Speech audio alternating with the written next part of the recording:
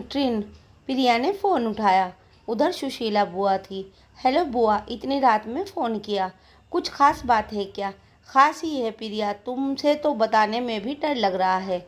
बुआ पहले मत बुझाओ, साफ साफ बताओ क्या हुआ। वे घबरा कर बोली।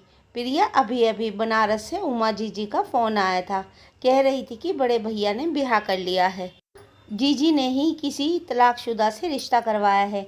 सुनते ही प्रिया के हाथ से रिसीवर छूट गया। वह किंकिंतरिय विमूढ़ हो गई। उसे शर्म भी आ रही थी। सास जेठानी और नंदे सभी उसका मजाक बनाएंगी। वह किसी को अपना मुंह कैसे दिखाएगी, पर पुंज से कैसे कहेगी कि पापा ने शादी कर ली है।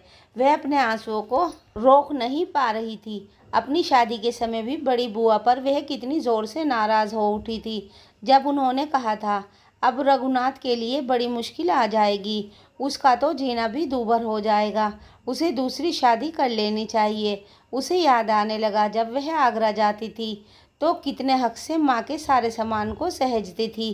पापा कहते भी थे, अब इन्हें सहेजने का क्या फ़ायदा, कौन सा जानकी अब दोबारा लौट कर आने वाली है। बिटिया, तुम्हें जो भी चाहिए वह तुम ले जाओ। नहीं पापा, परपुंज मेरा ख्याल रखते हैं।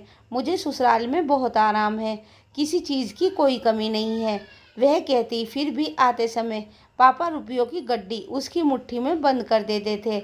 उसकी शादी में भी पापा ने दिल खोलकर खर्च किया था, सिर से पैर तक जेवर दिए थे, उसे सब कुछ दिलवाया था। अपनी शादी में प्रिया रोते रोते विदा के समय बेहोश हो गई थी। ससुराल वाले भी परेशान हो गए थे कि कैसी लड़की उनके घर आ रही है। वह ससुराल ज़रूर आ गई थी, परंतु मन उसका वहीं रहता था। वह सोचती थी कि उसके दो नेत्रहीन विकलांग जवान भाई पापा के लिए बहुत बड़ी जिम्मेदारी हैं। अभी तक तो उसके कारण पापा घर और भाइयों की तरफ से बिल्कुल निश्चिंत थे। अब तो घर और बाहर दोनों की जिम्मेदारी उन्हीं की होगी। ख़ास तौर पर दिन में 2-3 बार पापा से बात करे बिना वह नहीं रह पाती थी। पापा ने तो हवा भी नहीं लगने दी थी। कल ही तो बात हुई थी, यह तो बताया था कि उमा बुआ के यहाँ ज़रूरी काम से जा रहे हैं, पर इतनी बड़ी बात छिपा गई। यह सोचकर वे खिज उठी और उसके आंसू निकल आए। रोते रोते उसे अपनी माँ की बातें याद आने लगी। छुटपन में प्यार में कहानी सुनाती हुई वे एक एक कोर उन्हें मुंह में खिलाती थी। कितने प्यार से भरे अच्छे दिन थे वे, पर पुंज के आने की आहट से वे चौंक गई। उसकी ओर देखते हुए वे बोले, क्या हुआ, बड़ी उदास लग रही हो, तुम्हारी तबीयत तो ठीक है। प्रिया अपने को रोक न सकी। वह परपुंज से लिपट कर फपक पड़ी। परपुंज उसे चुप कराने का प्रयास कर रहे थे, परंतु प्रिया की सिसकी रुक ही नहीं रही थी। काफ़ी देर के बाद वह बोली, परपुंज, पापा ने शादी कर ली है। परपुंज आश्चर्य से बोले, क्या? पापा को इस बुढ़ापे में क्या सूझी प्रिया? पापा ने दूल्हा बनते समय बालों में डाई लगाई होगी न? सफ़ेद बालों में पापा दूल्हा बनकर कैसे लग रहे होंगे? प्रिया फिर से सिसकने लगी। छोड़ो यार, आओ हम दोनों भी पापा की शादी की खुशी मनाएं। परपुंज ने माहौल थोड़ा हल्का करने का प्रयास किया। क्रोधित होकर प्रिया पैर पटकती हुई कमरे से बाहर चली गई। काफ़ी वाद विवाद के बाद दोनों में तय हुआ कि वे पापा से सारे संबंध तोड़ लेंगे। रात को सोते समय भी प्रिया सोचने लगी, महीने भर पहले ही तो वह चचेरी बहन रोली की शादी में गई थी, तो तभी बड़ी बुआ कह रही थी, भैया की ज़िंदगी में तो मुसीबत ही मुसीबत है। घरवाली के बिना घर सूना है, कोई थाली परोसने वाला तो चाहिए ही। सुनते ही प्रिया नाराज़ हो उठी थी। आप कहना क्या चाह रही हैं? पापा क्या इस उम्र में शादी करेंगे? बुआ बोली, तो क्या हुआ, आगे की ज़िंदगी आसान हो जाएगी। लड़कों को भी तो कोई देखभाल करने वाला चाहिए। उनका इशारा उनके नेत्रहीन विकलांग भाइयों की ओर था। वे क्रोध से तिलमिलाती हुई पापा के पास पहुंची थी। सारी बात जानकर पापा ने उसे अपने पास बिठाया, प्यार से उसके सिर पर हाथ फेरा, परंतु उसकी बात का कोई उत्तर नहीं दिया। उनकी चुप्पी उसे चुभ गई थी। वह पापा से नाराज़ हो गई थी। परपुंज ने उसे रास्ते से कई बार पूछा भी कि वह क्यों नाराज़ है, लेकिन वह क्या बताती। वह गुमसुम हो गई थी। फिर भी उसे विश्वास था कि पापा ऐसा नहीं कर सकते। लेकिन प्रश्न तो यह है, अब यह बात वह के सबको कैसे बताएगी। इसी उधेड़-बुन में सुबह हो गई। प्रिया संयुक्त परिवार में रहती थी। सास से उसे माँ का प्यार मिला था। जेठानी रीता भाभी से भी उसकी पटती थी। हाँ, बच्चों के कारण कभी कभी आपस में खींचतान हो जाती थी, पापा जो सामान उसे देते थे उसको देखकर भाभी को ईर्ष्या अवश्य होती थी, परंतु वे उसके चेहरे या व्यवहार पर नहीं आने देती। यह बात प्रिया जानती थी। रीता भाभी का मैका संपन्न नहीं था, जबकि प्रिया अपने पापा के पैसों पर थोड़ा घमंड भी करती थी। सबसे ज़्यादा चिंता उसे यह थी कि अब रीता भाभी उसके पापा का मजाक उड़ाएंगी। वह उठी, नहा धोकर किचन में गई। वहाँ उसकी सास शकुंतला जी प्रिया के उतरे हुए चेहरे को देखते ही समझ गई कहीं कुछ गड़बड़ है। उन्होंने पूछा, क्या बात है बहू, क्या तुम्हारी तबीयत ठीक नहीं है? तुम कमरे में जाकर आराम करो, मैं चाय बनाकर तुम्हारे कमरे में भेज देती हूँ। नहीं माँ, मैं एकदम ठीक हूँ, उसने कहा। जेठानी रीता भाभी ने भी कई बार जानने का प्रयास किया, पर वह कुछ नहीं बोली। पल पल में ठहाके लगाने वाली प्रिया का रोना सा चेहरा घर में सभी को परेशान कर रहा था। शकुंतला जी ने परपुंज से भी पूछा, प्रिया क्यों परेशान है? क्या तुमसे झगड़ा हुआ है? नहीं माँ, परपुंज ने सकुचाते हुए बताया।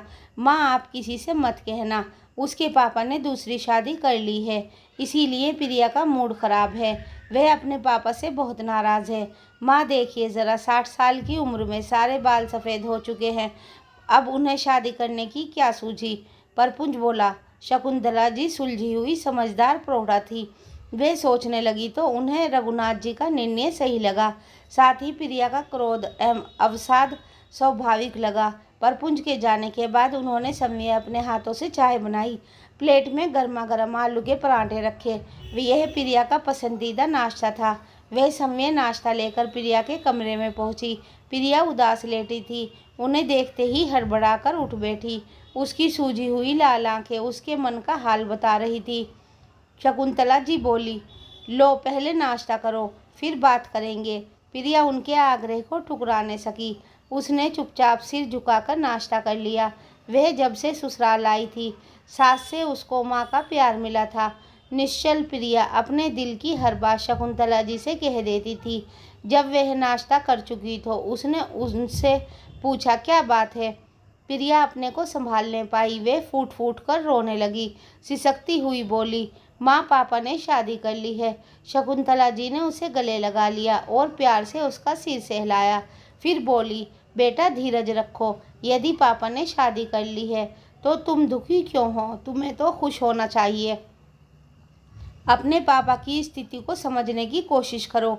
तुम्हारे पापा की ढलती उम्र है, उनके ऊपर तुम्हारे 2 नेत्रहीन विकलांग जवान भाइयों की जिम्मेदारी है, जो समय कुछ भी करने लायक नहीं है। तुम समय सोचो उनको कि वे किस तरह संभालेंगे। तुमने मुझे कई बार बताया है कि आया सामान चुरा कर ले जाती है, अक्सर छुट्टी भी कर लेती है, इसीलिए पापा को ब्रेड खाकर गुजारा करना पड़ता है।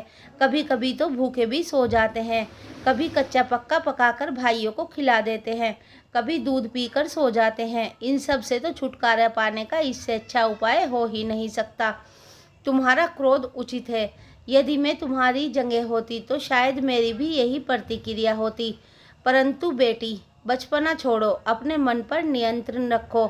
क्रोध एवं पश्चाताप की कोई आवश्यकता ही नहीं है।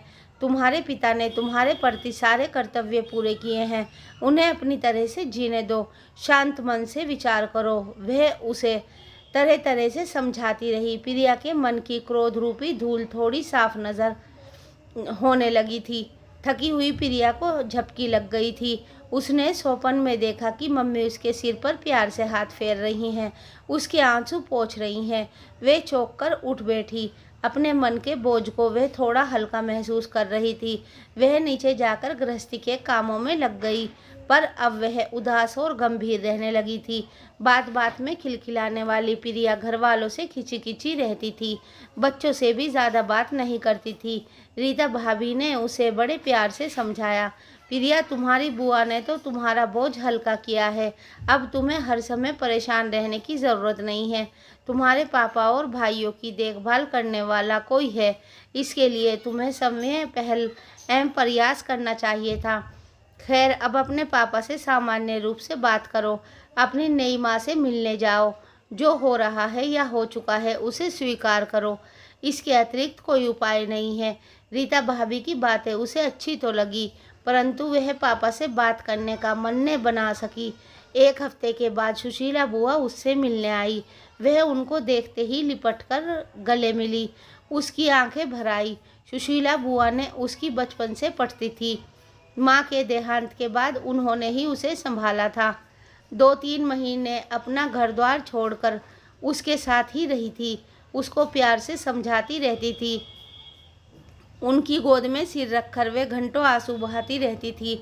बुआ ने ही उसकी हिम्मत बंधाई थी, उसे जीना सिखाया था। सबसे अधिक तो बुआ की इसलिए भी एहसानमंद है क्योंकि उन्होंने ही उसका रिश्ता परपुंज से करवाया था। उनसे वह घंटों फ़ोन पर बात करती थी, दिल की सारी बातें कह देती थी। घर भी पास में ही था, इसीलिए जब तब वह उनके घर भी जाती रहती थी। अरे पगली, क्या हुआ? तुम्हें तो खुश होना चाहिए। कल बड़े भैया का फ़ोन आया था, कह रहे थे प्रिया से कैसे बात करूं। वह मुझसे बहुत नाराज़ है, बचपन से ही वह ज़िद्दी है। और क्या कह रहे थे पापा? बस तुम सबके बारे में पूछ रहे थे। मुझसे बोले कि तुम प्रिया से मिलाओ, सबके हालचाल ले आओ, प्रिया को समझाने की कोशिश करो, वह अपना गुस्सा छोड़ दे। बुआ ने बताया। कुछ देर बैठकर बुआ अपने घर लौट गई। धीरे धीरे प्रिया ने अपने मन को समझा लिया। पापा की शादी की बात मन से निकालकर अपनी गृहस्थी में रम गई थी। लगभग 3 महीने हो चुके थे। न तो पापा का फ़ोन उसके पास आया था और न उसने खुद किया था। वह उन्हें याद तो हर पल करती थी, परंतु उसकी ज़िद बाप बेटी के बीच में बाधा बनी हुई थी। एक दिन अचानक बड़ी बुआ उसके घर उससे मिलने आई। मन ही मन वह बुआ से नाराज़ थी। उन्हें देखकर सोचा, सारा किया धरा तो इन्हीं का है, अब आई हैं प्यार जताने को। बुआ उसके लिए बहुत सारा सामान लाई थी। प्रिया ने देखा, गोलू के लिए सुंदर सी ड्रेस थी, परपुंज के लिए भी शर्ट थी, उसके लिए साड़ी थी, एक पेटी आम की थी, घर के बने मेवे के लड्डू और मठरी। वह हैरानी से सब सामान देख रही थी। उसे विश्वास नहीं हो रहा था कि ये सब बुआ लाई हैं। आज बुआ इतना लाड क्यों दिखा रही हैं? वह बुआ से पूछना चाह रही थी। अचानक ही उसकी निगाह उस थैले पर पड़ गई जिसमें से बुआ ने लड्डू मठरी का डब्बा निकाला था। क्षण भर में ही वे सब समझ गई। वह थैला वही है जिसे लेकर पापा हमेशा बाजार जाते थे। इस थैले में तो पापा की महक बसी थी। भला वह कैसे भूल सकती थी? उसके मुंह से अनायास ही निकल पड़ा, बुआ क्या पापा आए हैं? हाँ बिटिया, तुम्हारे सामने आने की हिम्मत नहीं जुटा पाए। ये सब चीज़ें तो तुम्हारी नई माँ ने ही तुम्हारे लिए भेजी हैं। तुम्हारे पापा तो तुमसे मिलने के लिए तड़प रहे हैं। माँ पापा बाहर गाड़ी में ही थे।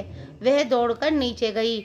उसे देखकर पापा बोले, बेटी मुझे माफ़ कर दो, मैंने तुम्हारी माँ की जगह किसी और को दे दी है। यह सुनकर प्रिया का क्रोध आंसुओं की धारा बनकर बहने लगा। वे भरे हुए गले से बोली, नहीं माँ कहाँ है? इस लड्डू मठरी में से तो मेरी माँ की खुशबू आ रही है। सब कुछ भूलकर वह माँ के गले से लिपट गई। फ्रेंड्स, वीडियो कैसी लगी कमेंट करके ज़रूर बताइएगा और हमारी वीडियो अच्छी लगी तो प्लीज़ लाइक शेयर और चैनल को सब्सक्राइब करना मत भूलिएगा।